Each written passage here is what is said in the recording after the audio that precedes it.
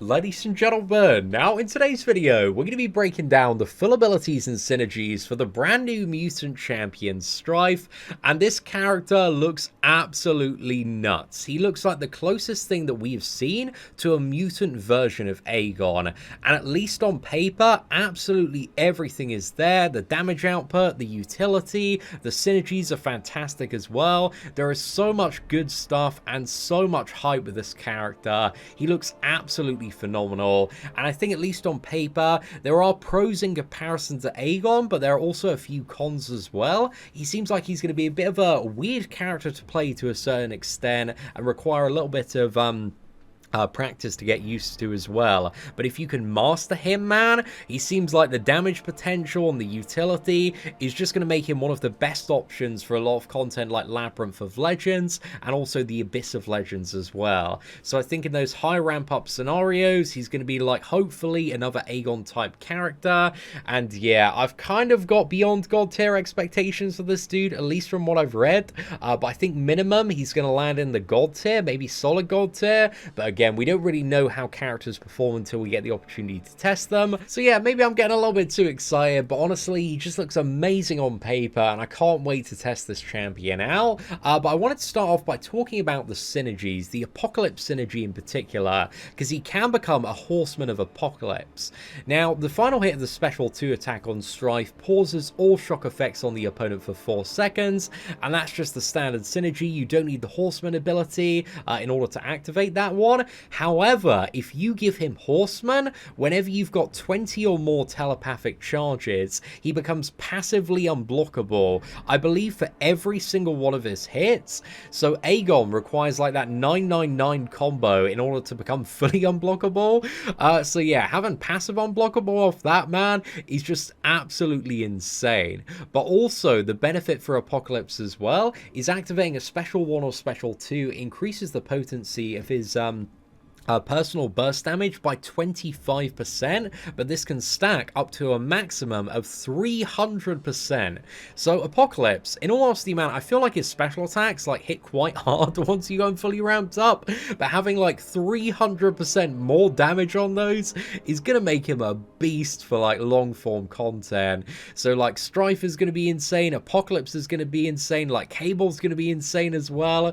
So yeah, I'm really excited for that Trinity, man. I think they're gonna bring so much to the table, and he's a really nice little synergy with Cable, which allows him to start with 5 charges, and also Cable, when you're degenerating the opponent using a special attack, grants 50% less power as well. So it's nothing like too big for Cable, but the synergy that he adds to Stryfe as well is just really nice for kind of getting him ramped up there. So yeah, that Trinity should be really, really strong. But anyway, let's talk about his core abilities. Now, the first bit of utility that he has is Psionic Blasts that occur on medium, heavy, and Special 2 attacks, and these deal energy damage instead of physical, and cannot be evaded. So they also reduce the potency of incoming passive direct damage by 100%, so I believe this is going to allow him to counter characters such as Korg, Electro, Magic, and also Morningstar, and any sort of like fun interactive damage attacking into the opponent. So yeah, that on his medium, heavy, and Special 2. Again, there's a lot of ways that you can build combos around that and play around those opponents to avoid taking the damage back, and again, that's just like perfect counter mechanics when it does come to Korg there as well. So yeah, that is a really good thing on the base of his kit there. And then we've got his telepathic charges.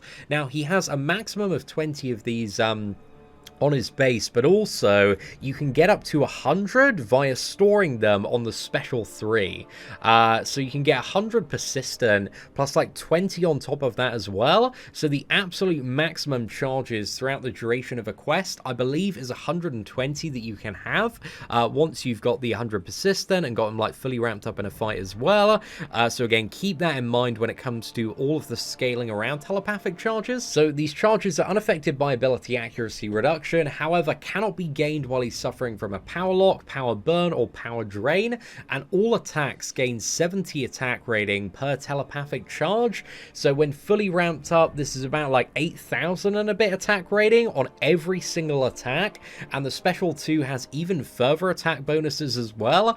So yeah, that looks nuts, man. That is such a huge chunk of attack rating. So I think fully ramped up, this guy's going to hit like an absolute train. He has a 55% chance to gain 1 charge when landing a heavy attack, and this chance is increased by a flat 15% for each 4 bar of power. So using a heavy, you've got a very high chance to gain a charge there. Also, if he gets struck by a critical hit, he gains 1 charge, and he gains 1 charge each time Stryfe or his opponent misses. Also, when struck above 5 charges, he consumes 5 of the charges to cause the attack to glance, and glancing hits cannot be critical. They deal 50% reduced damage, and also suffer minus 100% offensive ability accuracy. So in bigger content, this is a nice safety net, and also this won't consume your persistent charges as well. So once you got him fully ramped up at 100 persistent charges, again, this is just going to act as a very nice safety net, because glancing hits like barely deal any damage, and also like can't apply any debuffs to you as well.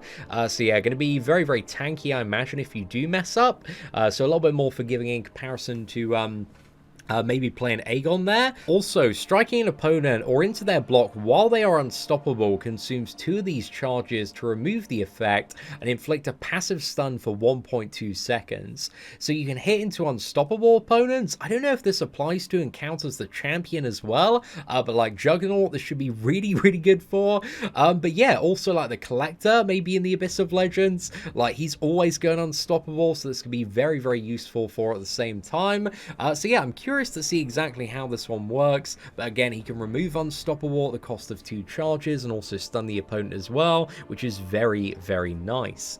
And also on his 4th light attack, he can consume 1 charge to inflict a passive concussion. So it doesn't say debuff here, it says a passive concussion for 12 seconds. So hopefully this cannot be shrugged off by the opponent, and if it can't be shrugged off, again, this is going to be absolutely insane for the Collector as well. This reduces ability accuracy by 20% for 12 seconds. However, while the opponent is suffering from concussion, Stryfe can block unblockable attacks, and we all know how annoying the Collector is in Abyss and also Act 5 as well, those unblockable specials, man. So yeah, this could be absolutely insane, and also you can stack up this concussion as well for further ability accuracy reduction. Also, his heavy attacks deal a burst of energy damage, but has plus 500% potency if invisible, and he also gains 3 charges if invisible as well. And that kind of seems to be a core part of playing Stryfe really well, is you want to like heavy intercept the opponent while you are invisible in order to gain max charges, because yeah, if you phase a hit and then like fire off a heavy, you can gain 5 in one go, which seems really, really good there. So on a special 1, this is how you activate the invisibility and also apply shock to the opponent. So the second hit inflicts a non-stacking passive shock, dealing 2,400 energy damage over 8 seconds. However, this shock is removed and reapplied on each psionic blast. So that is every single medium, every single heavy attack, and every single special 2. So it seems very easy just to continually refresh. Also, the really cool thing as well is whenever you use the special 1, he goes invisible for 3 seconds, giving the opponent a 100% chance to miss. However, this will not trigger when fighting an opponent with hashtag psychic shielding. I think this is a new tag being added this month. It may have been added last month, I haven't checked yet. But again, a list of those champions is going to be available soon. I think it's like Juggernaut and Magneto and characters of helmets. I think Emma Frost is in this category as well, but I may be incorrect there. So also, if Stryfe lands an attack, blocks an attack, or if the opponent activates a special attack, his position is revealed and invisibility is removed. And the developer note states here, when playing Stryfe, you will never want to throw a special 1 while the opponent has 1 or more 4 bars of power, since the opponent might retaliate with a special attack of their own and strip away Stryfe's cloak. Instead, you want to bait the opponent's special before using Stryfes. This way you have free and easy access to heavy intercepting via the cloak. So yeah, that is the goal there. Make sure your opponent has no power, throw the special one, and then you're going to phase like a hit or two, counter with a heavy attack. You get 1 charge per hit that you phase, and also 1 charge initially off the heavy, and if you're invisible and use the heavy, that's 3 more. So yeah, you can get anywhere between like 5 to 7, I think, off doing heavy intercept. So yeah, a few of those is going to get him like fully ramped up there. In every single fight. So again, it might be like a little bit tricky to get used to at first, but once you like master this character, man, again, it's a much quicker ramp up, I believe, in comparison to Aegon. So then next up we got the special 2. So the first hit of this and also the final 2 hits are Psionic Blast, each dealing a burst of energy damage, and this has 80% potency if the opponent is shocked, but these blasts also gain 140 attack rating for every single charge you have. So that is up to about 16,000 attack when fully ramped up, plus you got like the 8k on top of that as well. So again, this should hit really, really, really hard, man.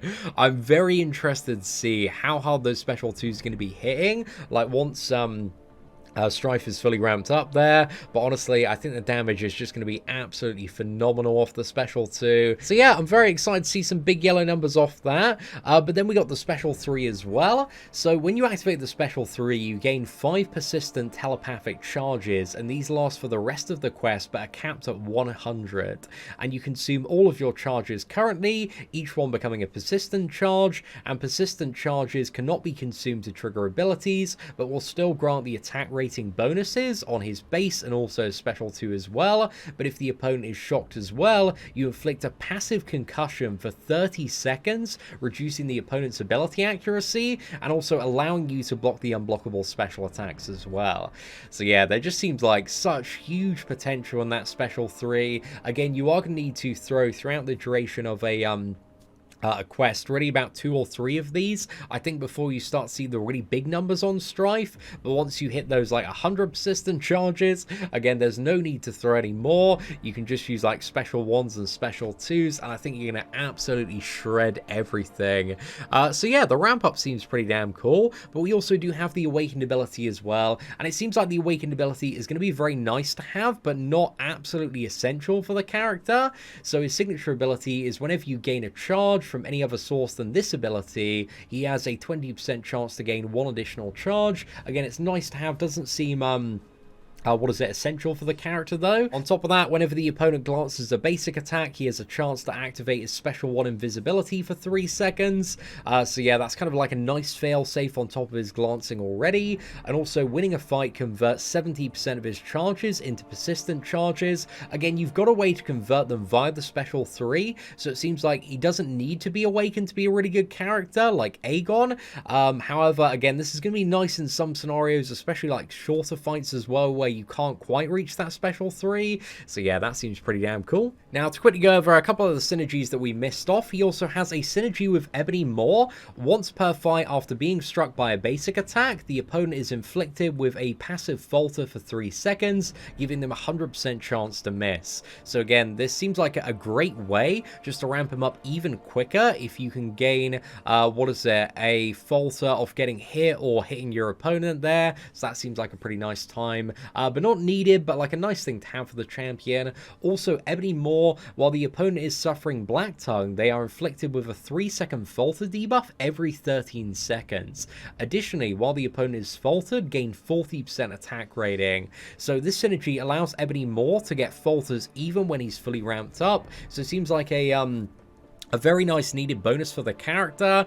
Is it going to be enough to save Ebony Maw? Probably not. But again, it's still nice for him to have there.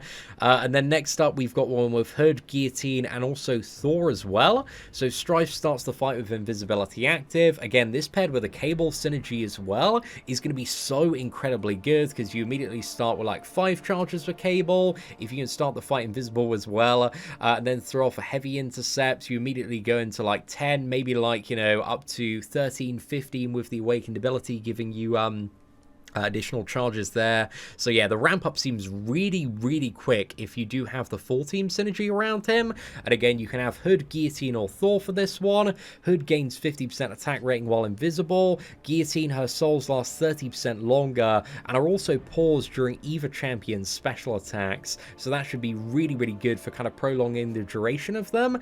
And also for Thor, activating a special attack grants 3 Fury buffs, each granting 10% attack rating for 6 seconds. And this doesn't seem like much, but this should be really, really good for like the Cavalier monthly event quest node buffed up. So yeah, I think it's going to have its utility uses there, and it's still like a nice little chunk of damage on Thor, like 30% attack rating for 6 seconds is not too bad. So yeah, it's a nice little bonus. And again, we've talked about the Cable and Apocalypse synergies. Again, the Apocalypse synergy, as long as he's above 20 charges, he becomes passively unblockable. So yeah, you've just got all this utility, easy access to passive unblockable, what seems to be like a very quick ramp up in comparison to Aegon. So my expectations for Stryfe are very, very high. I think he's going to be an absolutely phenomenal champion.